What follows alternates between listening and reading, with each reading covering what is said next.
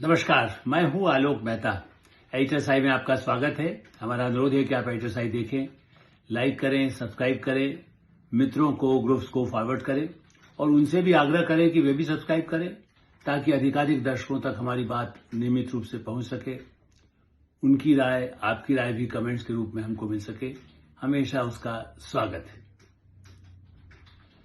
भारत में जम्मू कश्मीर में आतंकवाद हो या छत्तीसगढ़, झारखंड जो नक्सलवाद हो, नक्सलवाद क्या माओवादी, तो हमारा बुद्धिजीवी वर्ग, मीडिया में भी हमारे कुछ मित्र, संपादक भी यही कहते हैं कि भाई लोग निरक्षर हैं, लोग बेरोजगार हैं, गरीबी है, इसलिए लोग अतिवादी बन जाते हैं या नक्सली बन जाते हैं या आतंकी भी बन जाते हैं। जम्मू कश्मीर में उनको भ्रमित हो जाते हैं। लेकिन अब जो भंडाफोड़ हुआ है, पहले भी कुछ हुए हैं, मैं तो ये कह सकता हूं कि हाँ, माओवादियों के लिए भी ऐसे ही तत्व सक्रिय थे और कुछ हद तक अभी भी अर्बन नक्सली हम जिसको कहते हैं सक्रिय हैं। वो पढ़े लिखे हैं, वो महानगरों में हैं, वो अलग अलग ठिकानों में हैं, राजधानियों में हैं या कहीं दूर दराज हिमालय की या समुद्र के किनारे हैं। लेकिन जो नया एकदम जो जानकारी आई है, सिंदूर ऑपरेशन का बदला लेने के लिए पाकिस्तान के साथ तार जोड़े हुए दो बड़े समूह, मतलब, और उनमें कौन? डॉक्टर्स, नाम में डॉक्टर, जान बचाने का जिनका काम है, वो हजारों की जान लेने की तैयारी कर रहे थे। माने एक जो गुट मिला है वो कहां मिला है? श्रीनगर, फरीदाबाद, सहारनपुर, ये जो नेटवर्क जम्मू कश्मीर से लेके उत्तर प्रदेश तक, हरियाणा, दिल्ली, और इरादे क्या थे? आप अंदाजा लगाए, 2,900 लगभग 3,000 किलोग्राम विस्फोटक का इंतजाम, AK-47, टाइमर, बैटरी, अटैची, जितना सामान विस्फोट का हो सकता है कि जो पहलगाम से बड़ा विस्फोट कहीं दिल्ली में किया जा सके, राजधानी में किया जा सके, क्योंकि फरीदाबाद कितनी दूर है? NCR में है पूरा। और पहले एक के ठिकाने पर तो 300-350 किलो मिला थे। थोड़े ही कुछ ही घंटे बाद पता चला कि दूसरी जगह तो इससे भी बड़ा जखीरा है, बोरियों में भरकर रखा हुआ है। सोचा गांव में यहां कौन देखेगा। 3 महीने से सुरक्षा एजेंसियों की नजर ऐसे एक छोटा सा सूत्र मिलता है कश्मीर, जम्मू कश्मीर में, श्रीनगर में, कहीं उन्होंने देखा कि कहां पर कोई पोस्टर लगा रहा है।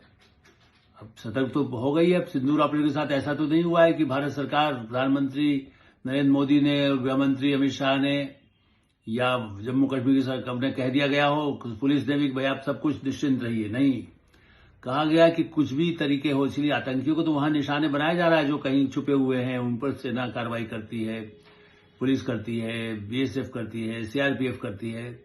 लेकिन वो पोस्टर लगाने कैमरे में जब आए, संदिग्ध वो कहां जाता है, फिर उसके बाद उसके सूत्र क्या है, तब जाकर के पिछले 3 दिनों में उस ऑपरेशन को दिया गया, जिसके तार 2 डॉक्टर आदिल और डॉक्टर मुजल्लिम, आप बताइए, दोनों डॉक्टर प्रोफेशनल,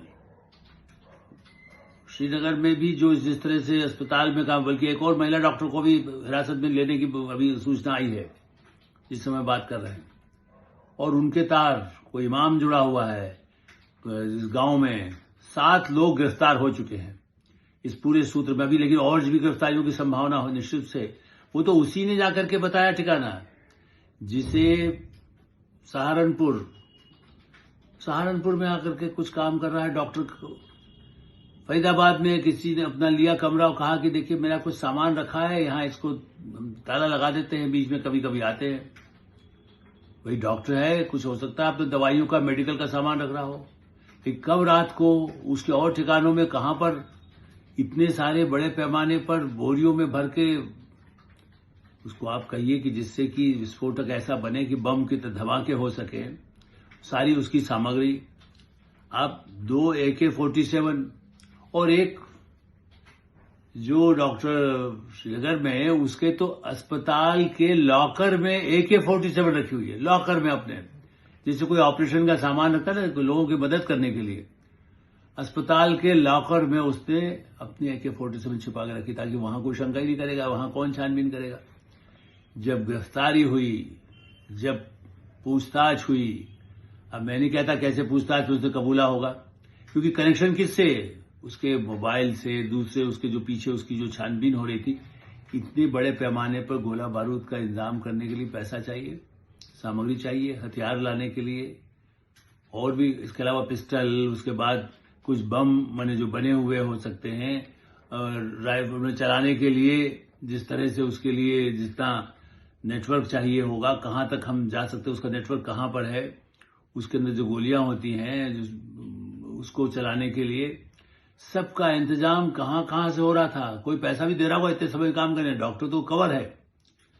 धोखा, जालसाजी तो अब छोटी चीज है ना, ये तो बड़ा षड्यंत्र जिससे कि कोई ऐसा विस्फोट किया जा सके जो पहलगाम से बड़ा हो। और कनेक्शन किसके है, जैश-ए-मोहम्मद, अलकायदा, ISIS, ऐसे ऐसे संगठनों से कहीं न कहीं सूत्र उनको पहले से मॉनिटर जो तैयार किए जाते हैं ऐसे लोग, कि भारत में गद्दारों का जयचंद तो भूल जाएंगे आप। आजकल के ऐसे जो गद्दार हैं, भाई हमने, ये तो भारत सरकार ने थोड़ी कहा है कि केवल पाकिस्तान से, पाकिस्तान यदि करेगा आतंकी तो उसको कह दिया गया इस बार जवाब तो उससे दिया जाएगा, जिसके उसका बंद हो जाएगी, सारे उसके कारखाने नष्ट हो जाएंगे यदि उसने किया। इस बार कराची ही उसको निशाने पर होगा। लेकिन ये जिस ढंग से कहा गया है उससे पता चलता है कि ये आतंकी तीन एक जिस तरह से जो यहां काम कर रहे हैं, और इनका इरादा क्या रहा है कि भाई कैसे हम इसको एल्यूमिनियम नाइट्रेट ऐसा लाके रखा जिससे पता नहीं चले कि साहब ये तो, लेकिन उससे जो बनता है जोड़ने के लिए से तो बैटरियां हैं, उसका कैसे उपयोग हो विस्फोट से, बम बना के, बम जिससे बन सकते हैं, क्योंकि बम सीधे लाएंगे तो पकड़ा जाएगा। तो बम बनाने वाली सामग्री वैसे भी उसको विस्फोट कर दीजिए तो हो ही जाएगा बाद में। तरीके से कैसे गोला बारूद का इस्तेमाल हो करके राजधानी दिल्ली को दहला दें, यूपी को दहला दें, और उधर गुजरात। देखिए, ये नहीं कि जम्मू कश्मीर में है तो इसलिए यहां कर रहे हैं, गुजरात में 3 दूसरे लोग ऑपरेट कर रहे हैं। वो इनका उससे लिंक है या नहीं है वो तो बाद में जांच में पता चलेगा।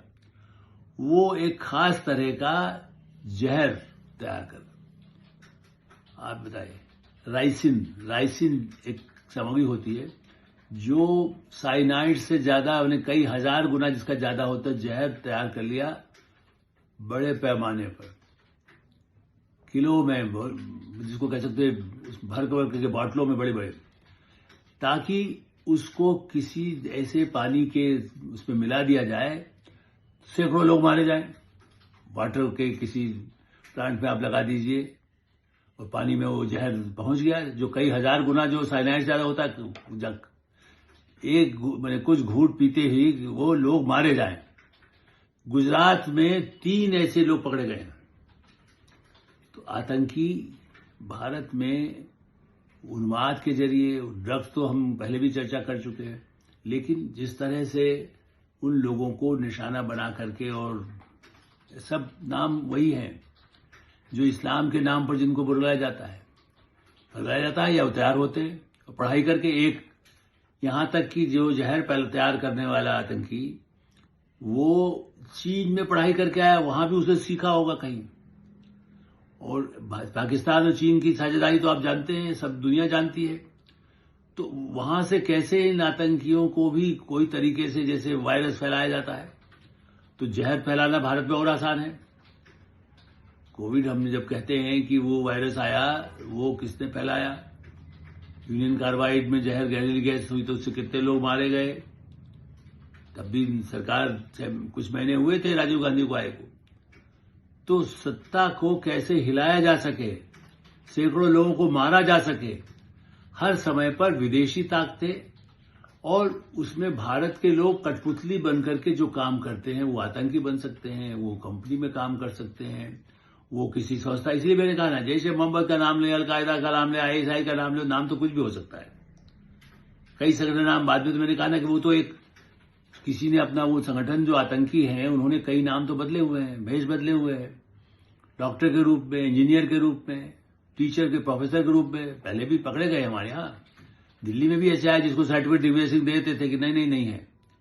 लेकिन यह देश और दुनिया को पता है कि भारत में सरकार, प्रधानमंत्री नरेंद्र मोदी, गृह मंत्री अमित शाह, सुरक्षा सलाहकार डोवाल, वो वर्षों से इस तरह के, खास करके आईबी में रह चुके हैं डोवाल, और उनका जो अनुभव है वो जानते हैं कि पाकिस्तानी कैसे नेटवर्क काम करता है। तो वो अब तो बड़े पद पर है, अब आईबी भी उनके अंडर में है, राव भी उनके पास है, इंटेलिजेंस तो है ही, प्रदेशों की पुलिस, जम्मू कश्मीर की पुलिस हो, हरियाणा की पुलिस हो, उत्तर प्रदेश की पुलिस हो, इनकाउंटर करने वाली भी हो। और इसीलिए बहुत ही हाई प्रोफाइल जो छानबीन की गई उसमें तीनों राज्यों का, जम्मू कश्मीर का, हरियाणा का, चूंकि अम्बाला वो भी एक निशाने पर रहा है, फरीदाबाद तो ठिकाना था ही जहां पर कमरों में मिला गया, सहारनपुर, यूपी को दहलाने के लिए तैयारी, उस दृष्टि से। और गुजरात तो है ही,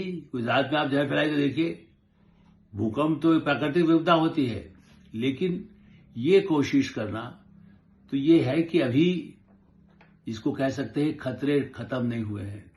जो ये दूसरे, केवल इसको राजनीतिक रूप दृष्टि से हट करके सोचा जाना चाहिए। जिन लोगों का इस तरह के मामलों में हाथ है उन पर कठोर मृत्युदंड से भी बड़ा दंड यदि कुछ तो हो नहीं सकता। अदालतों में ऐसे लोगों की पर कार्रवाई उसी कुछ महीनों में चलकर खत्म करके उनको सजा दी जानी चाहिए। वरना लोग यह कि साहब उन्होंने कर दिया उसके बाद होगा, कर देते तो उसके बाद सैकड़ों लोग मारे जाएं तब आप उस पर कार्रवाई, उसको फांसी देंगे तो क्या होगा। हमारा ये मानना है कि कानून में इस तरह के केवल जो इस तरह के षड्यंत्र में शामिल थे ये लगभग वही करते जो पूरी दुनिया को जैसे दहलाते हैं। 9/11 उससे बड़ा काम करने का, बंबई के उसे भी वहां 250 लोग 300 लोग कैद किया गया, तो यहां तो इसमें सैकड़ों लोग मारे जाने की तैयारी की हुई थी। तो इनको लिए उनके पूरा पर्दाफाश, जांच तो अभी जारी रहेगी। हम तो ये केवल एक आज जो सूचनाएं मिली हैं उसके आधार पर उसको सरल ढंग से आपके सामने रख रहे हैं, एक अपनी राय रख रहे हैं। क्योंकि मैंने इसलिए उसको माओवादियों से भी जोड़ा है, मैं उसे आतंकवाद से भी जोड़ता हूं, मैं पाकिस्तान से भी जोड़ता हूं, बाहरी शक्तियां, मैं अभी भी इसको जो नहीं करता, क्योंकि ऐसे आतंकी संगठनों को तालिबान, आज तालिबान लड़ रहा है पाकिस्तान से अलग बात है, एक समय में तालिबान तो रूस के खिलाफ अमेरिका ने ही तैयार किया था। उस आतंक से हम भी प्रभावित हुए थे। खालिस्तानियों को आज भी कहीं न कहीं जगह अमेरिका, कनाडा में मिल जाती है खालिस्तान के नाम पर। कोई खालिस्तान तो है नहीं, इक्का दुक्का आतंकवादी हैं। तो पाकिस्तान के जो मुनीर चाहे तानाशाह वो बचे ही क्या है, उनको सब कुछ अधिकार मिल गए। हो सकता है राष्ट्रपति न बने हो तब भी जियाउल हक किया। देखिए जिस तरह से वो पूरी पाकिस्तान है, वो अब भारत से सिंदूर ऑपरेशन में जो उनके ठिकाने नष्ट हुए हैं उसकी कहीं न कहीं उन लोगों की सहायता करने को तैयार रहते ही हैं, या ऐसे लोगों के जो पुराने 10 साल 5 साल से उनके साथ जुड़े हुए थे उनको सक्रिय करके जब सीमा पर तो कुछ करेंगे तो पाकिस्तान खत्म हो जाएगा। इसलिए बेहतर है कि अंदर करिए, कहिए देखिए आपके यहाँ गुजरात में हो गया, आपके यहाँ यूपी में हो गया, आपके हरियाणा में हो गया। ये जो पाकिस्तान की हरकत है, षड्यंत्र है, उसे अब भारत की सुरक्षा और जांच एजेंसियां कतई ही नहीं होने देगी। ये एक निशानी इसके लिए सुरक्षा एजेंसियों को प्रधानमंत्री नरेंद्र मोदी और गृह मंत्री अमित शाह को बधाई भी दी जानी चाहिए। HSI में हम यही विराम देते हैं। आप HSI देखते रहें, लाइक करें, सब्सक्राइब करें, मित्रों को ग्रुप्स को फॉरवर्ड करें, और आपकी कोई राय हो तो उससे हमें अवश्य अवगत कराएं। धन्यवाद, नमस्कार।